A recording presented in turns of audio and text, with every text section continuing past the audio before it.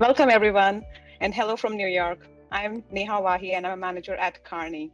I feel excited and fortunate to celebrate International Women's Day with all of you accomplished women here.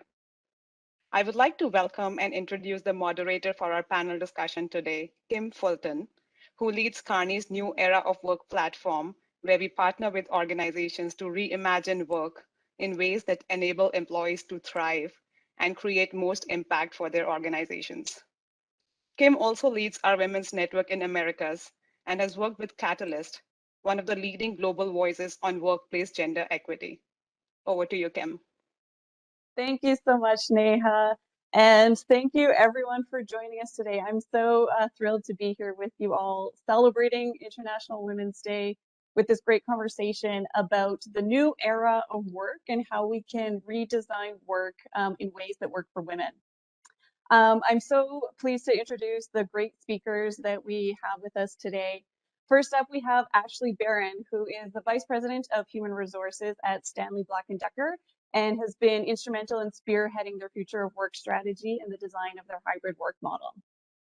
Next up, we've got Rocky Howard, who's the Chief People and Equity Officer at the Mom Project, which is an organization that builds better workplaces for women, parents, and the businesses that they support. We've got Sunita Lonto, who's a public board director and Fortune 100 executive, most recently as the global head of marketing at HP. And throughout her career, Sunita has been a thought leader in the tech industry and done a lot of work around innovation and digital transformation. Next up, we have Liz Marcus, global head of, or the head of global talent management partnership group at Johnson & Johnson, and has led the organization's Reignite program, which supports individuals in returning to their professional path after a career break. And last but not least, we have Paula Northern, the Vice President of Global Supply Chain for Cloud Operations and Innovation at Microsoft, and was previously the Chief Inclusion and Diversity Officer at Baker Hughes Company. Welcome to all of you, and thank you so much for joining us for this conversation today. So we all know that the pandemic has profoundly disrupted work in ways that we haven't seen in decades. We are seeing employees from front lines all the way up to the executive suites reevaluate questions about not just how we work, but why we work and the role that work should play in a full and meaningful life. And this is having really profound impacts on organizations. At the same time, the labor market has shifted and has put more power in the hands of employees than we've seen in decades as well. And these changing dynamics are really challenging organizations to respond to how employees want to work going forward. Further, the pandemic also had really unique impacts for women. Job losses disproportionately impacted women of color. Women have reported higher rates of burnout and mental health challenges. And the caregiver dilemma that was already such a challenge prior to the pandemic has become more apparent than ever. But now, as we emerge from this the last 2 years and our offices reopen and we move into these new hybrid models, I'm excited that I think we've got more opportunity than we've seen in such a long time to really throw out the old playbooks, rewrite the rules, and reimagine work in ways that is actually going to work for women and really move the needle on workplace gender equity. So let's dive into the conversation. Ashley, I'm going to start with you. We mentioned in the introductions that you've had this really important role in designing Stanley Black & Decker's new hybrid work model. So can you tell us, as you were embarking on this effort, how you went about understanding how your workforce expectations and sentiments had evolved through the pandemic, and particularly for the women in your organization? Yeah, thank you so much, Kim, for the question, and thank you to Kearney for having me here today and my fellow panelists as well. Really excited to speak on this topic. At Stanley Black & Decker, when we sort of flipped the switch and all ended up virtual very quickly overnight, we quickly realized that we had to keep in touch with our employees and be very active about listening and asking them for feedback, and really creating situations where we could set up sessions to hear what their needs were and also really check in on how they were doing, because as you laid out in your opening remarks, mental health became very, very important. at this time as well. So we did that a couple of ways. We sent surveys to our employees. We were set up with a survey tool. So we created surveys that were asking them how they were doing at home, if they felt like they had the support that they needed, and how they were managing work. And we were sending that out about every quarter just to pulse and see how people were doing. And on the back end of that, we were able to split that out by demographics. So we could look at, our diversity cuts of that information. We could also look at how that was different across the globe, which became very interesting depending on when the vaccines were rolling out at one point, as you can imagine. And then we also have a Women's Network employee resource group. And so we were able to touch base with those members and hold roundtable sessions with them and listening sessions with them. And we did that not only with our executive committee and our leaders, but in some cases our board of directors was meeting with them.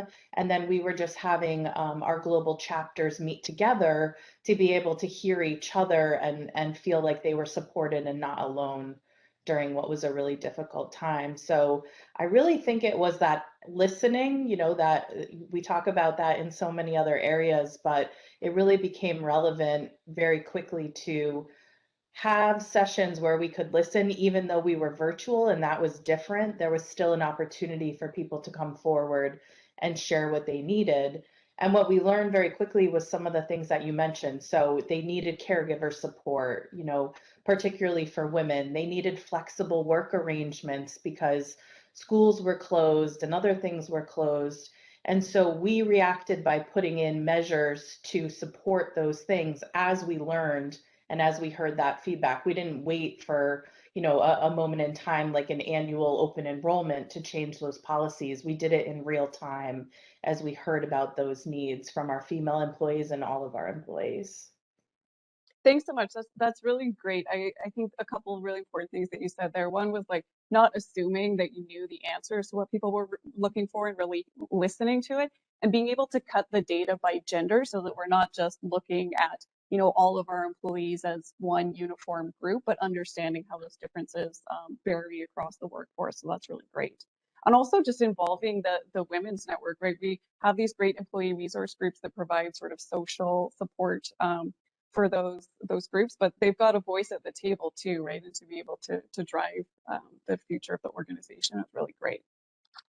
Thank you for that. Liz, I want to put it over to you. So we mentioned also in the introduction how the workforce lost so many women during the pandemic. Job losses impacted women, and so many people left the workforce for caregiver and other reasons. Can you tell us a little bit about the Reignite program at Johnson & Johnson and how that is being intentional about bringing women back into the workforce? Yes, thank you so much for having me here today. I am always super excited to talk about Reignite and the program that we started here at Johnson & Johnson. Reignite actually began in 2017, so way before we even knew that the pandemic would begin. We recognized the need to help women and men come back to the workforce after a career break. And the program was first sponsored by our Women in STEM 2D initiative here at Johnson & Johnson in partnership with a company called iRelaunch and the Society of Women Engineers. And a lot of organizations recognize that diversity in experiences is such a valuable asset in our organizations that in the past, those career gaps were seen as negative. And one of my colleagues had just eloquently said, how do we turn that career gap question mark into an exclamation point? People have been developing experiences and working in different ways when they take a career break, and how do we now shift the mindset of Johnson & Johnson and other organizations like yours here today to think about those career breaks as a positive and not something that is a cause of concern. And so we started this initiative. It was such an easy way to blend into the diversity priorities that we have at Johnson & Johnson and really say, how do we think differently about recruiting top talent that has had this career break? And I'm happy to say we started this pilot in 2017 with 3 individuals in 1 location, and we're now over 100 hires in 12 different countries and continuing to grow and evolve and adapt. And as we all see here today, it's even more a needed program with the career breaks that women and men have taken due to the pandemic. So I foresee that programs like Reignite are going to be popping up all over the globe in all countries and all types of companies. Yeah, absolutely. I mean, with the labor shortages that companies are dealing with and the challenge to attract and retain workers right now, I think bringing women back into the workforce is going to be such a high priority for so many organizations. And I love that idea of seeing it for all the benefit that it provides, both to the workers and to the organizations. I know in the last year we've seen LinkedIn has added the feature, right, where you can highlight career gaps on your profile so that it's not a gap anymore, but it's part of your holistic experience. So that's fantastic. Absolutely, Kim. All right, Paula, I want to hear from you because you also had a significant career change during the pandemic. You changed not only roles, but organizations and had to learn to lead a new team that you hadn't been working with previously in a virtual environment. So what can you tell us about what you learned through that experience about leading teams inclusively while virtual, and what from that experience are you going to take forward into this new post-pandemic environment with hybrid work? Thank you, Kim. First of all, thank you, Kearney, for hosting this fantastic session with us today. I'm just thrilled to be here. Yeah, I found myself at quite an interesting place during the global pandemic, and one that, quite candidly, I didn't really anticipate.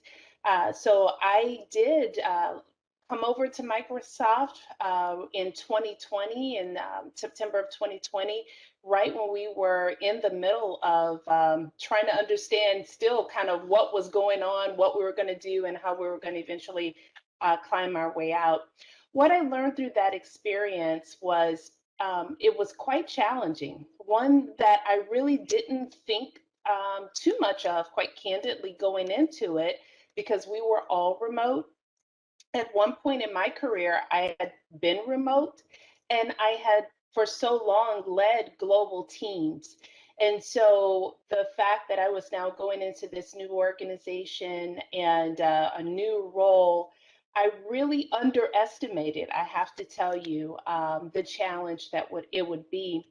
And I did have a bit of a reality check in terms of the informal time that we all spend with each other that kind of really helps us all get to know each other in a different way, that when we're all sitting behind screens, we just don't kind of run into folks at the coffee pot or at the water cooler. And I really had to change my approach. What I realized, while it was challenging for me, it was even more challenging, not only for my team, because they were also trying to quite candidly understand my priorities, what I was looking for, and quite candidly, my leadership style. And so we really had to attack things, if you will, in a little bit of a different way.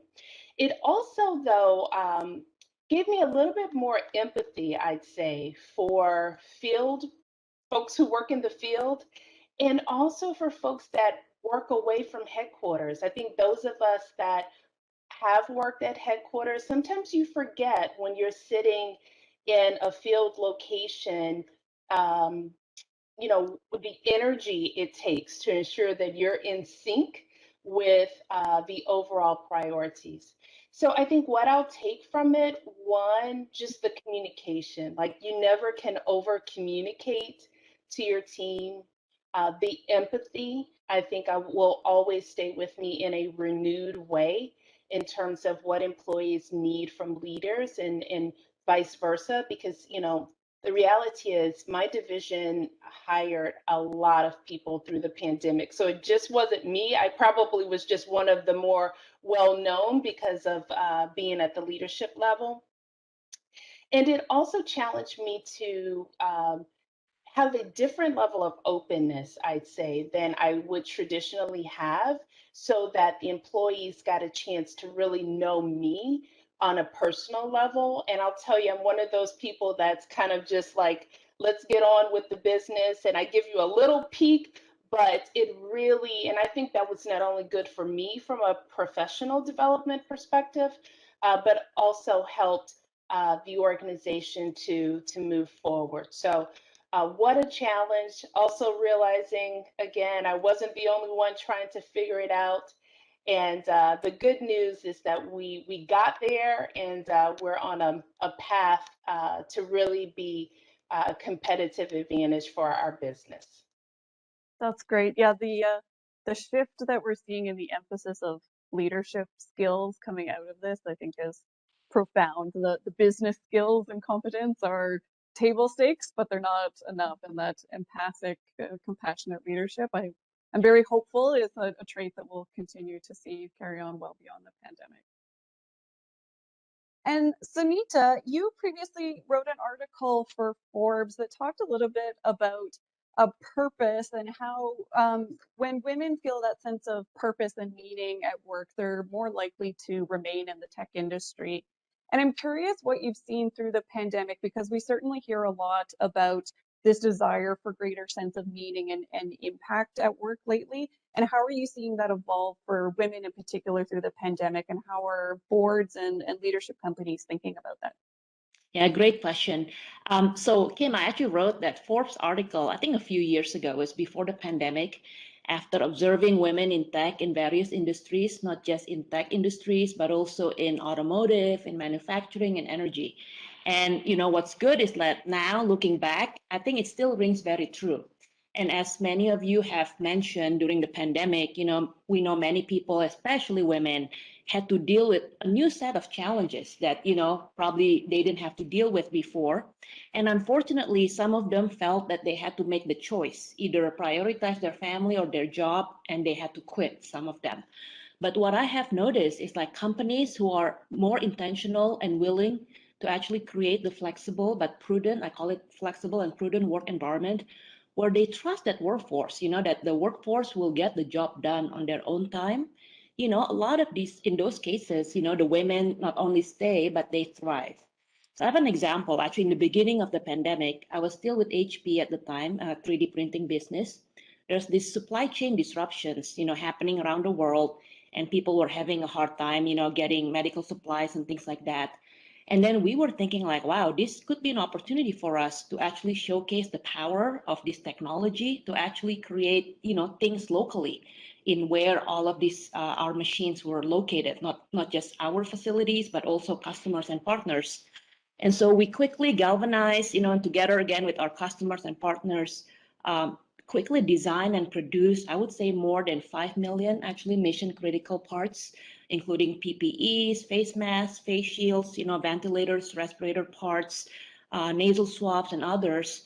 And I think for everyone that was involved with this project, and especially the women, you know, like it was very meaningful for them because they felt that, wow, there was like an opportunity that they felt there's a meaning and purpose in their work. And also in this case, it was really helping frontline workers to help battle with COVID-19. So now in my new role, you know, I sit on 2 public boards right now. You know, I continue to be a champion and advocate to encourage companies to be intentional in, again, designing the hybrid workforce that is flexible but prudent. But also came ESG, which is environmental, social, and governance.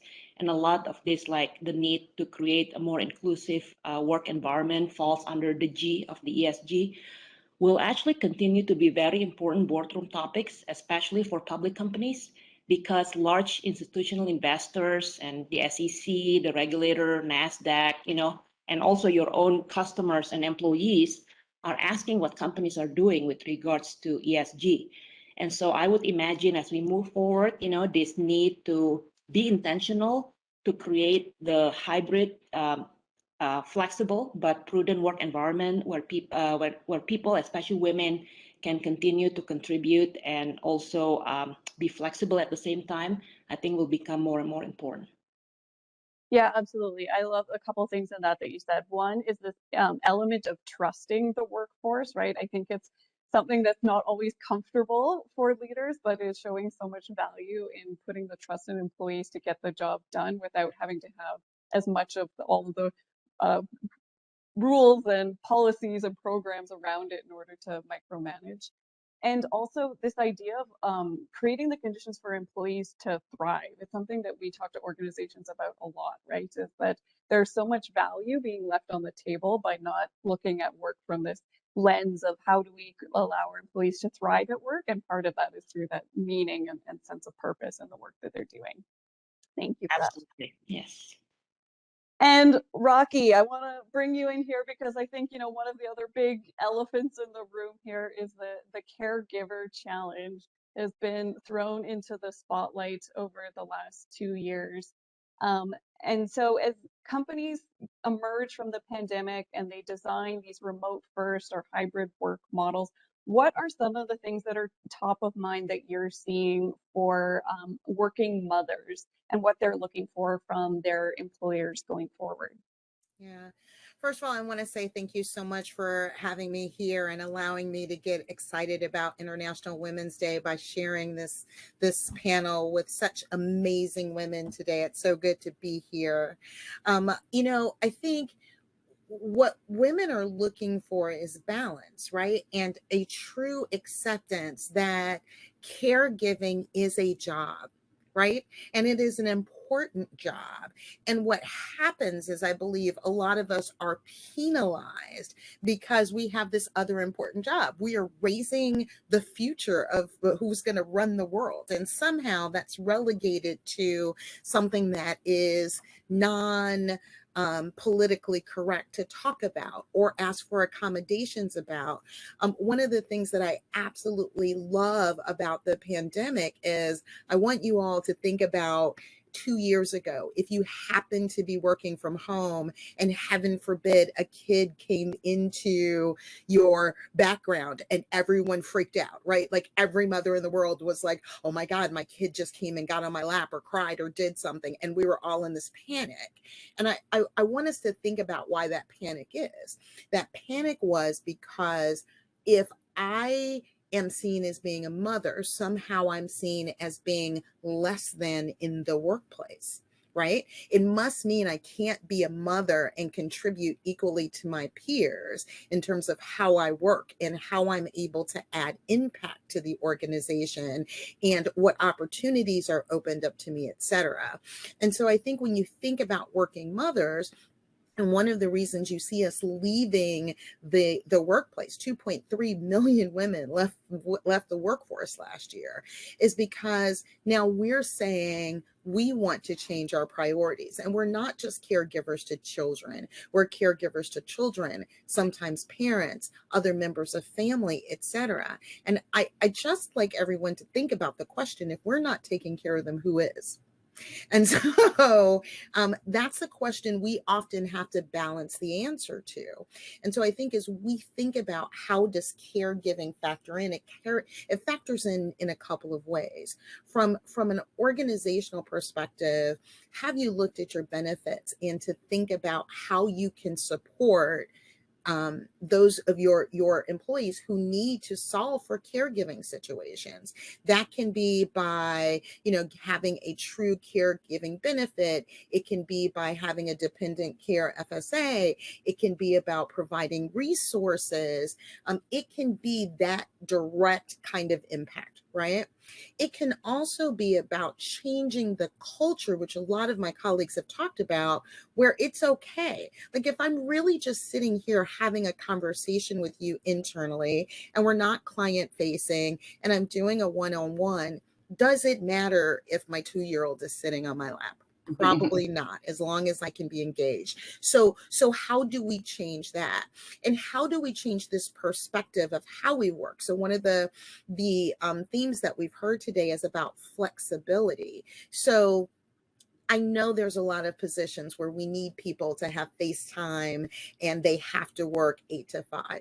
But there's quite a few positions that are out there that we're still doing that because it's habit, not because it's required. So, if I hire an accountant and I need the accountant to deliver the P&L statements on the 30th of the month, do I care that they work 8 to 5 or do I care that they work 5 to 1? I just care that I have the P&L statement on the 30th of the month. And that kind of flexibility of hours also helps me to accommodate this care situation.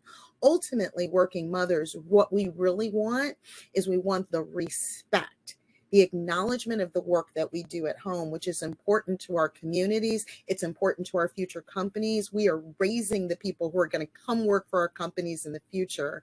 We shouldn't be penalized for that. And as a matter of fact, we should try to find ways to support the mothers who are doing that. Yeah, I love that. It's like you're literally doing two jobs for the company, your job that you're paid for, and you're building the pipeline of future talent as well. Absolutely. That's so great.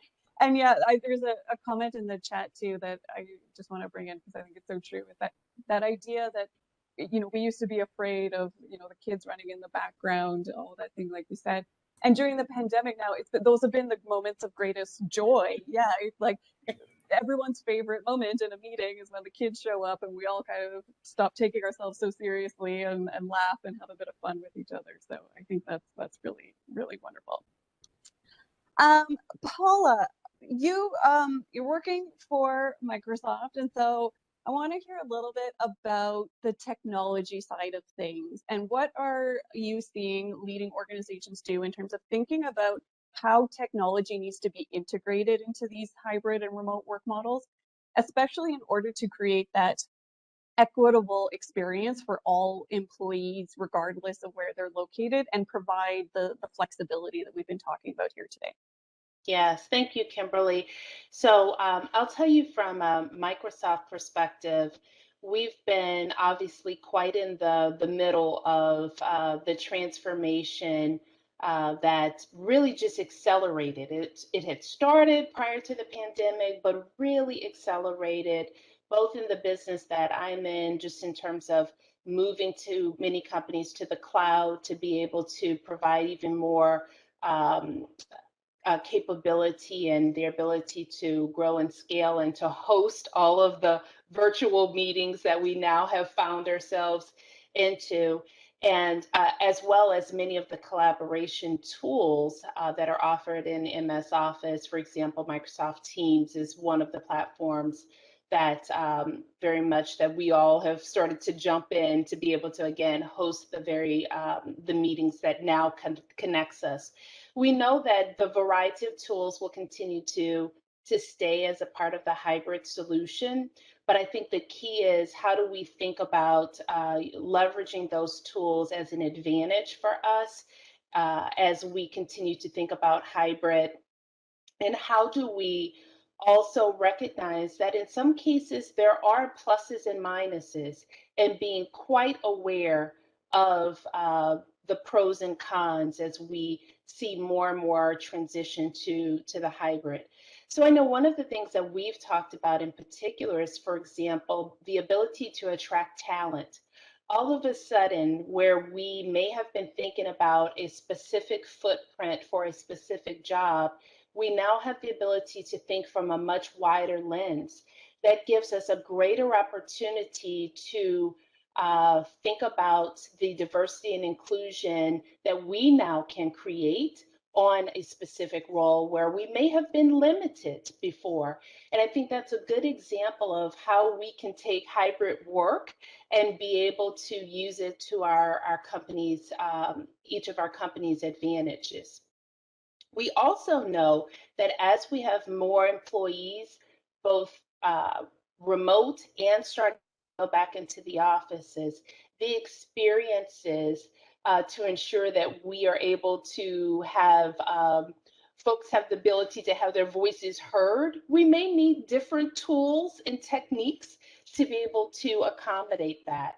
So, for example, we have created framework for how to host meetings. Seems so simple, but how to host meetings where you have that blended environment between remote and folks in the room, and kind of what are the ground rules, as well as augmentation in the technology itself to be able to think about overall accessibility and creating that equitable environment. So I think the good news is many of the tech companies are proactively thinking about and realizing that the hybrid experience that we are moving towards is probably going to be here to stay. And it's really incumbent upon the companies to help us to ensure that there is an equitable experience.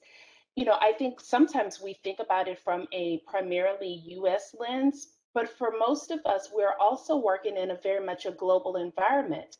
And some of the remote experiences that we may be able to have in certain countries may not be kind of the norm, if you will, in other countries. So I think that is also an additional lens that we have to recognize and think about proactively, not only as leaders, but also how can the technology help us in those situations to ensure that all of our employees' voices are heard, all with the focus of ensuring that we are driving the best outcomes. And I'm really proud of the work that, in this case, Microsoft and we're doing to be able to proactively engage, hear the feedback, and be able to accommodate in everything from accessibility to just what that experience will be in hybrid situations.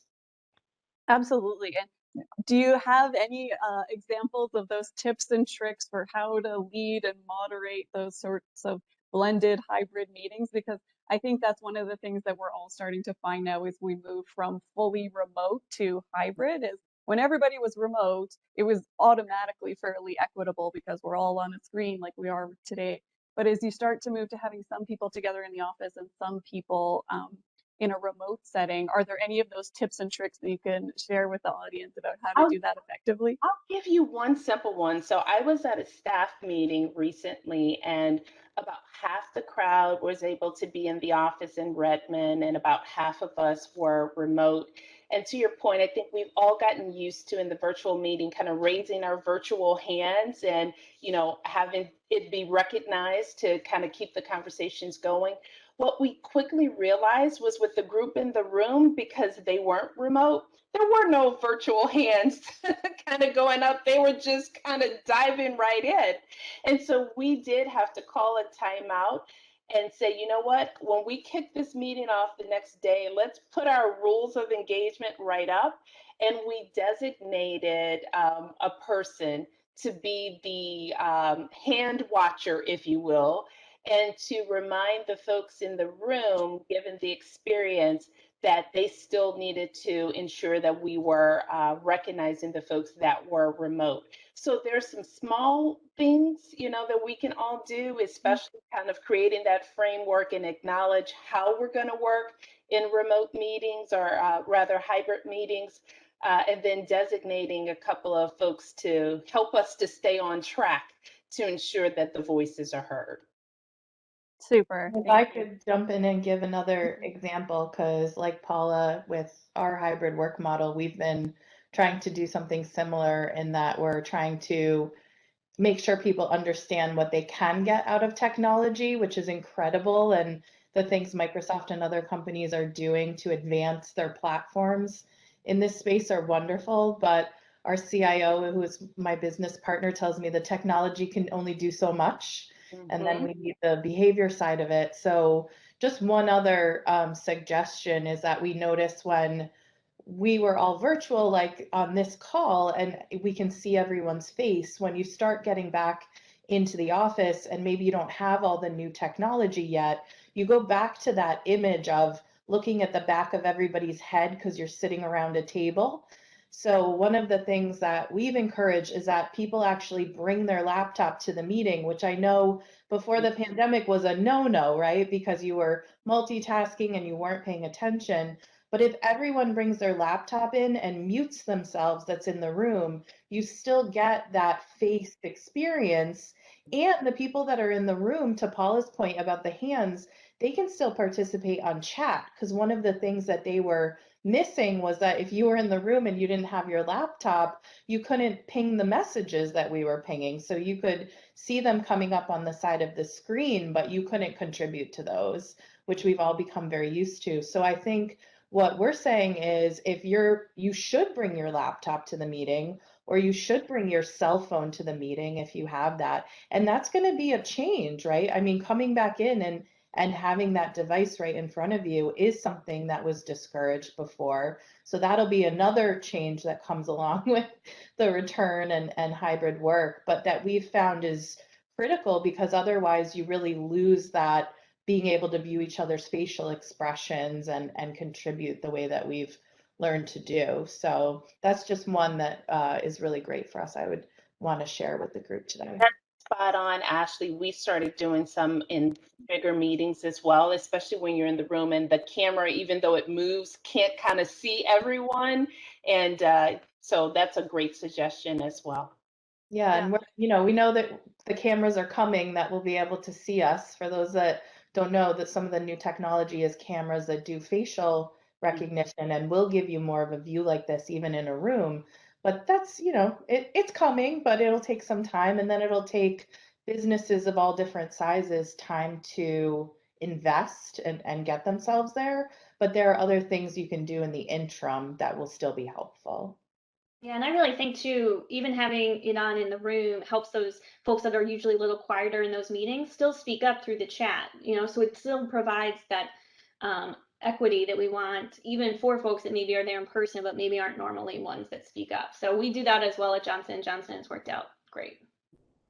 Yeah, I think that's such a great suggestion, and I like that idea of how the chat provides another opportunity to engage. And clearly, the audience really liked that suggestion as well, because the chat is blowing up with everybody saying what a great suggestion, and they're doing that at their organization. So really fantastic. Thank you so much for that. Liz, so we talked about the Reignite program and how it's bringing women and other workers back into the workforce after a career break. One of the things I was wondering if you could tell us about is, once these employees rejoin the workforce, what are some of the ways that you're working with them to ensure that they're set up for success in this next phase of their career? Yes, well, we have a lot of opportunities that we take with our Reignite community.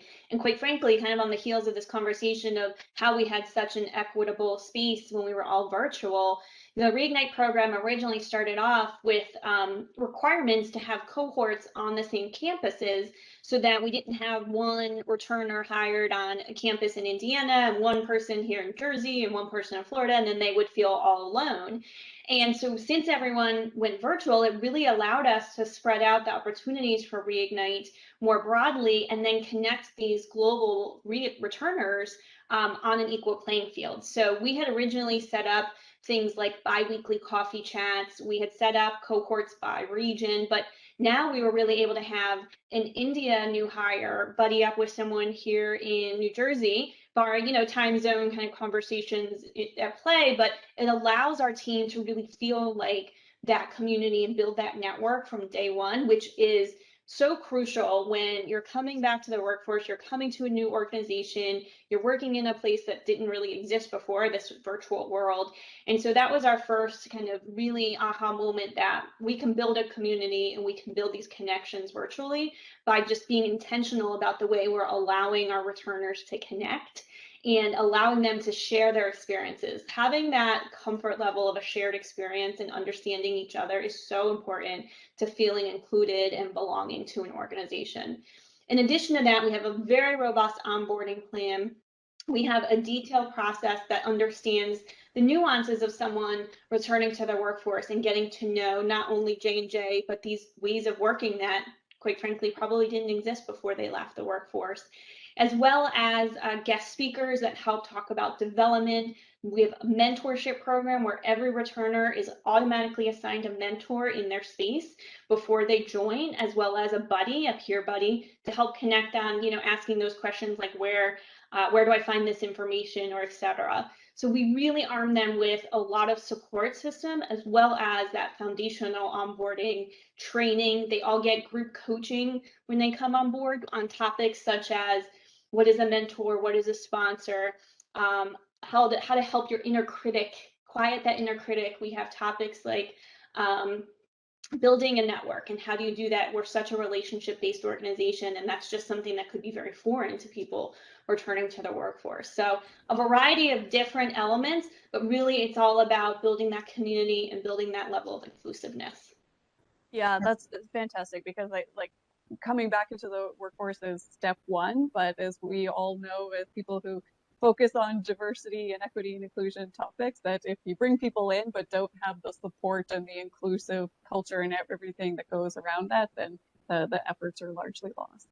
Yep. If I could add to that too, what Liz is saying is so crucial, and we find that at the Mom Project, because one of the things that we do for sure that makes us a little bit different is that we do have communities of women, and so we do have, and that same power that Liz is harnessing for her organization, we bring women who aren't in the same organization together and do that same thing, and it's some of the same benefits of give me someone to talk to who actually understands my situation and support. Let's network. Let's understand where we're interviewing. Let's help you upskill. Let's help you get prepared. Let's bring resources in to help you navigate some of the things that you may just not know how to navigate. And so that power of community for women who are returning back to work, and that support when sometimes they feel so isolated within a group of peers,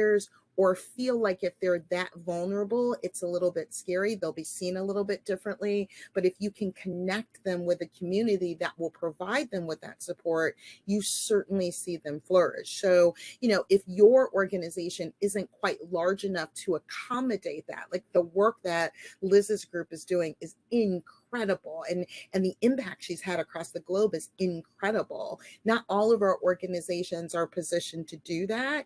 And if you can't, then seek out organizations like the Mom Project who does that on your behalf. It's so beneficial to tap into communities of women who are getting that support. Yes, absolutely. I just want to add a quick perspective on that, because I think it is very important, and we all have experienced it, right? We want both network in our own companies because they know the intricacies and the relevance of what's going on in the company. But it's also helpful to have network of women who are not in our companies that can help with other perspectives. And also at times we can probably be a little bit more open because we're not as afraid of saying something that may not be viewed as acceptable in your own company. So yeah, totally. Absolutely. And Sunita, while we're hearing from you, I think one of the other, fears or concerns that we often hear from leaders around moving to these hybrid and remote work models is that it's going to be harder to innovate. It's harder to have the creativity when everybody's not all in the room physically together. So how are you and other organizations thinking about how to create these cultures of creativity and innovation in a hybrid work model? Yeah, great question, Kim. So I have to say though, I don't think there is a set template of creating, environment that is like, encouraging innovation or creativity. However, I think one of our roles as a leader is to create the safe space and environment where people can feel safe to actually experiment, to fail fast, and to think outside the box. So in my experiences, the past, let's say 5 years, there are a few guiding principles that I found have been quite helpful for me, and maybe I can share some of those with you guys here. The first is actually to make it fun, and it is a little bit harder to make things fun in a virtual or hybrid environment, but it's possible. So for instance, previously in my own team, every quarter we had these quarterly meetings, and usually we reserve one session where, people are supposed to think of like one big creative ideas. We divided the people into different groups, and then they went away to think about their one big creative ideas, and then come back and present it to the rest of the group in kind of like a competitive and fun way. And you would be surprised how many kind of creative and innovative ideas people came up with just because it's fun and competitive. And then the second, I think, especially during the pandemic, like it has been proven that creativity and innovation is part of your everyday life, because I think in the past, some companies mistakenly believe that, oh, to be creative and innovative is kind of like this separate thing. You go on a retreat somewhere and, it's this magical thing that is not part of your everyday operations.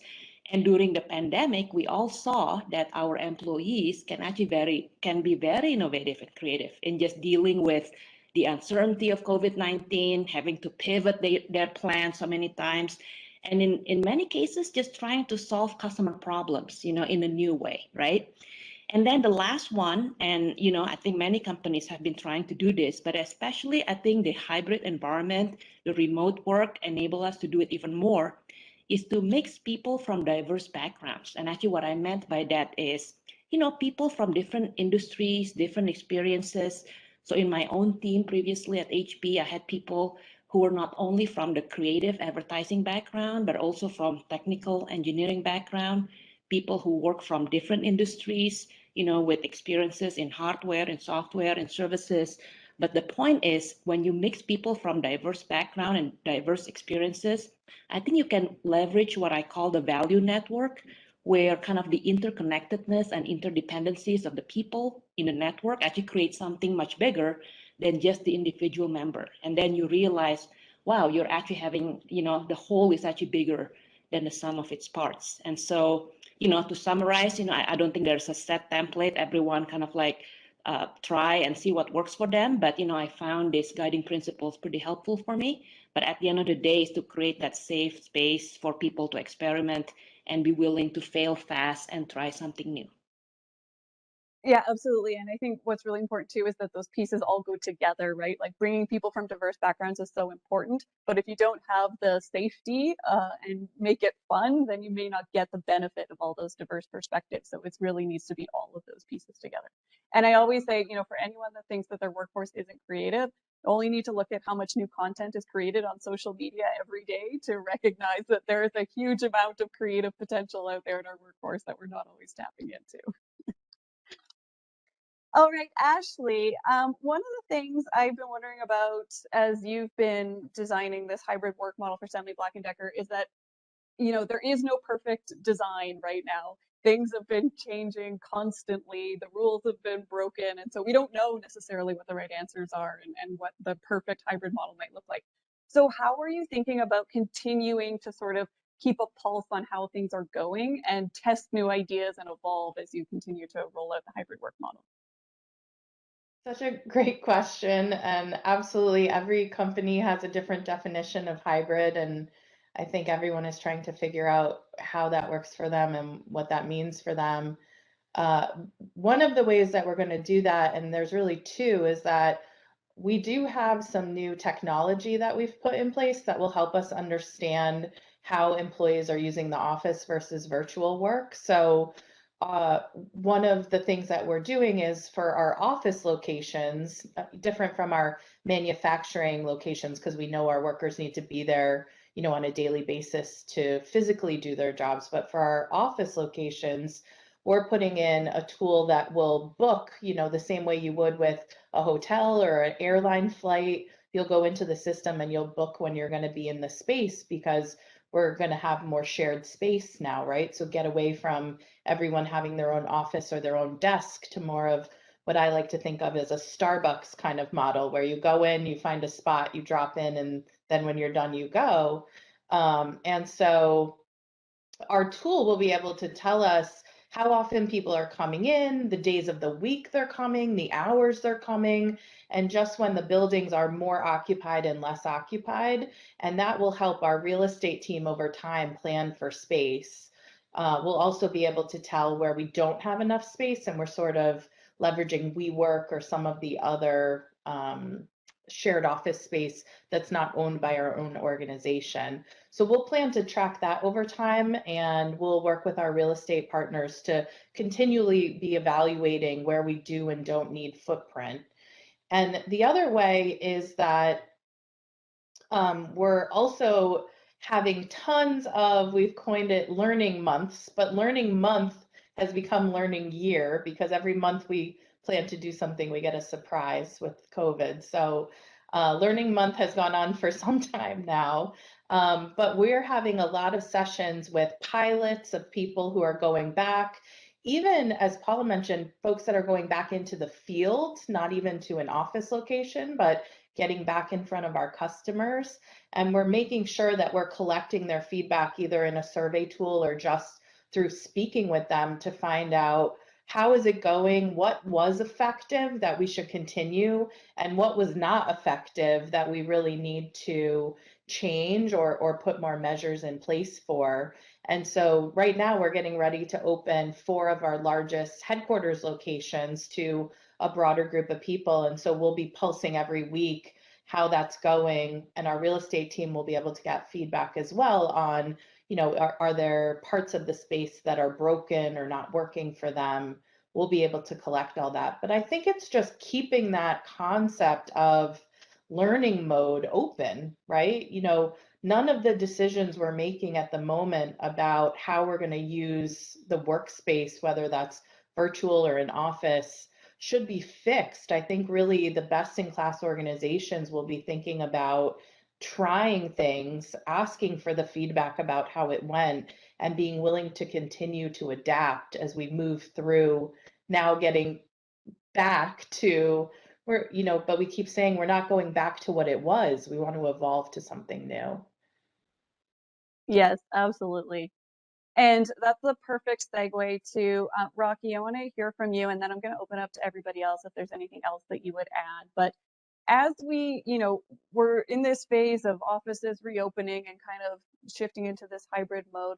But when we look forward, even longer term, what are some of the real assumptions that you think organizations need to be pulling apart? Or what are the questions that we need to be asking and reimagining in order to make work really work for working mothers, but also just women more broadly?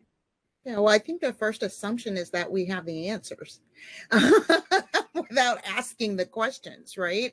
And I think it is really important. It sounds a little bit cheeky to put it that way, but this is definitely not a time that we can sit in our ivory towers in solution and roll this out and believe that there's a magic wand that we can put over everybody to make this work. I think it's also a time that you're seeing, especially when you look at it through a DEI lens. But I think more of us are starting to do just what you see us doing now, is coming together and crowdsourcing ideas, where the way we used to work was in silos. Oh my gosh, I think I can't let, I can't let Liz and Ashley and Paul and those guys know what we're doing over here. It takes away our competitive advantage. And that's just not the way we can afford to work. If we're going to really reimagine the workforce, we need to do the power of perspective and share with others. I think most importantly, the other assumption that we need to make is we tend to think about this very systemically, right? How do we change benefits? How do we change meetings? How do we change? We look for very tangible and tactical things that we can change and evolve. And these things are very, very important.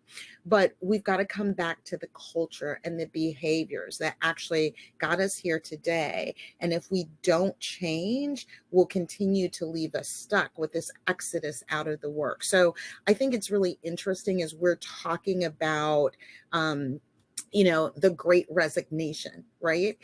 I am of the believer that we should stop talking about the great resignation. We should start talking about the great calibration, because if we had taken time to calibrate our cultures and our organizations and the way we work to be more supportive, empathetic, all the things that my colleagues have talked about today, I wonder just how much of this we could have avoided if we were able to be flexible, right? Like Ashley talked about listening. Well, how many times are we coming up with answers, but we're not actually listening to what people are saying?